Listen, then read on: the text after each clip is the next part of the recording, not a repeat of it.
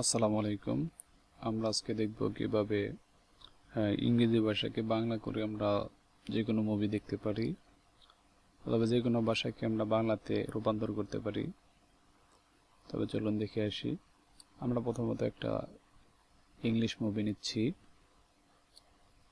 এটাকে আমরা সাবটাইটেল বাংলায় করে দেখব। প্রথমে সিসিতে চাপিয়ে দেখেন ইংরেজিতে হয়েছে। এরপর আমরা সেটিং করে নেব বাংলাতে।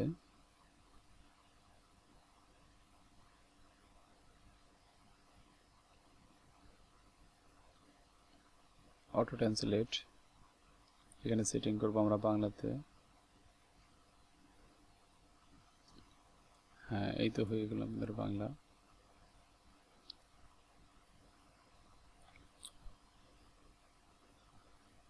মূলত এইভাবেই